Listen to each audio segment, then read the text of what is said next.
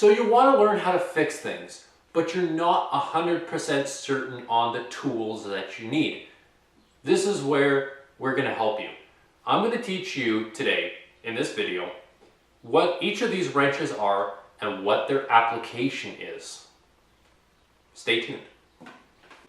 So let's start on your right here. What we have here is we have your basic wrench. What's called is called a combination wrench. Why is it called a combination wrench? It's called a combination wrench simply because it has two ends on it in combination.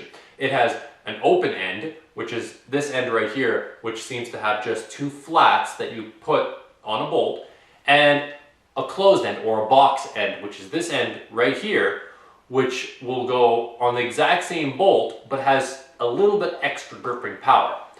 I explained in a different video what the difference between a metric and a standard wrench. It was a little bit of a rant. You can watch the video if you like, but I'm going to give you a brief rundown. Standard wrenches, as this annotated here, it's hard to see, but it says 1/2 inch. Standard or imperial wrenches are these, I'll say standard for North America. It hasn't been for a while and it won't be in the future, but there's a lot of things that are older equipment that use imperial style nuts and bolts, which will be this one in North America. Now the metric one is a standard that's used pretty much everywhere else in the world. Even here in Canada, we use a lot of metric as well. It's simply a different kind of bolt. These two have different bolts.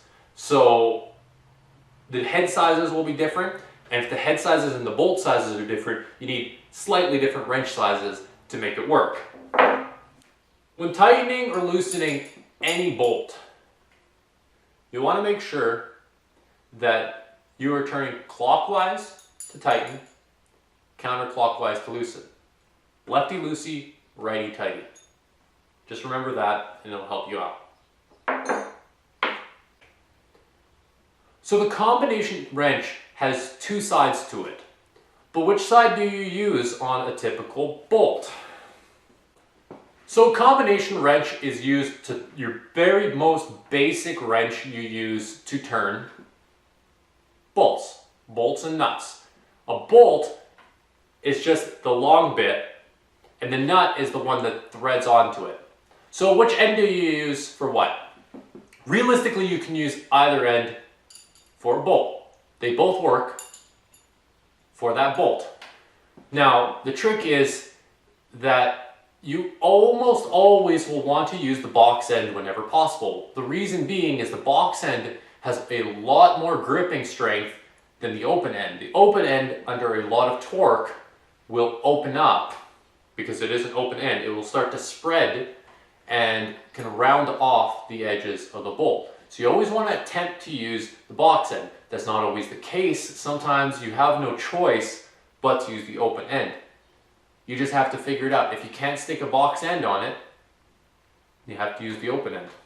If you notice here, it's going to be very hard to see on the camera there, but inside most box ends of wrenches, you're going to have what is called a 12-point pattern. What is a 12-point pattern? 12-point pattern simply refers to the amount of points that the inside of the box end. It's getting a little technical, I'm sorry, I just want to help you understand. 12 points work really well because you can go in small increments and you can grab the nut in very small increments. Something such as this flare nut wrench, which I'll just explain, has flats in it rather than points.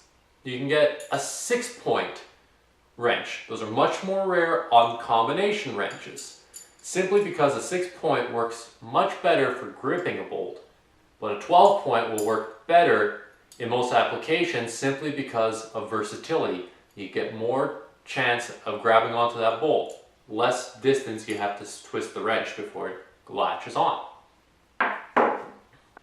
So now we've got past the basic wrench, just what wrench you'll always be using. We'll get into the flare nut wrench. Not the second most common wrench you're going to be using, but it is similar to a combination wrench where you can pick this up and you can see that it looks similar. Flare nut wrenches are used typically for flare nuts. The reason being is usually flare nuts are on lines, such as a brake line on a vehicle.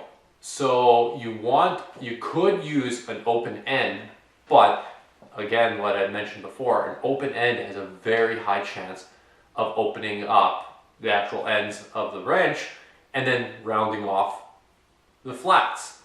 So instead, you could use a flare nut wrench, which will have much better gripping force than a standard open end wrench.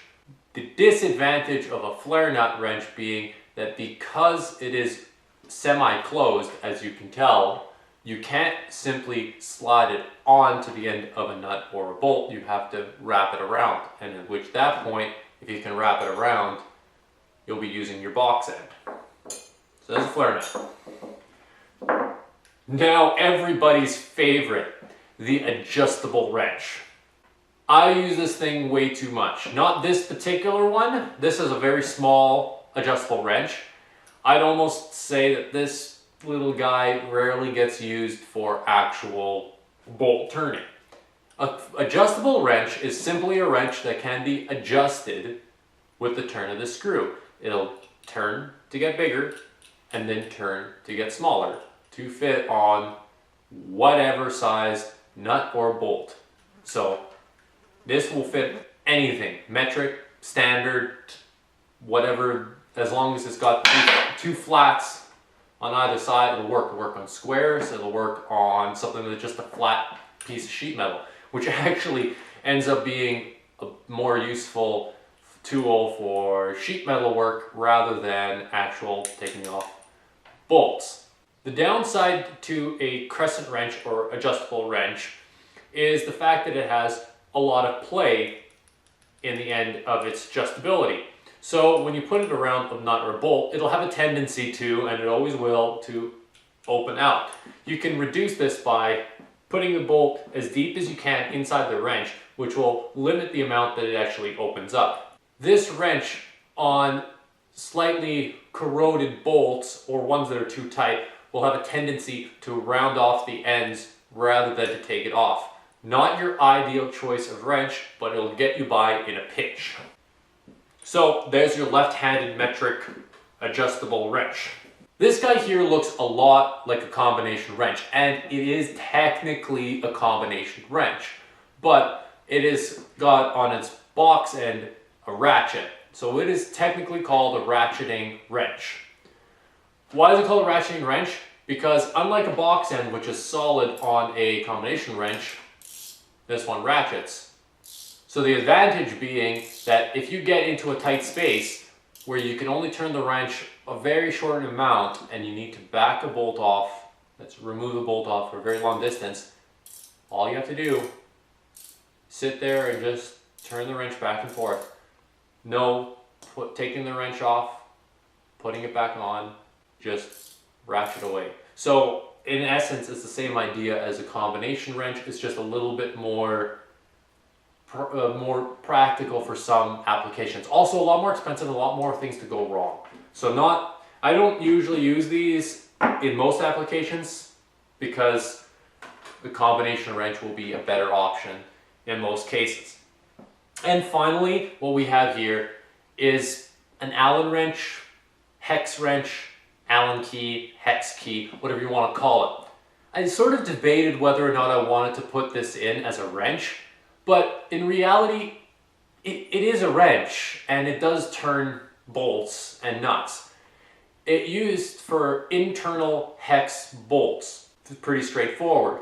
It has two sides. It has a long side and a short side.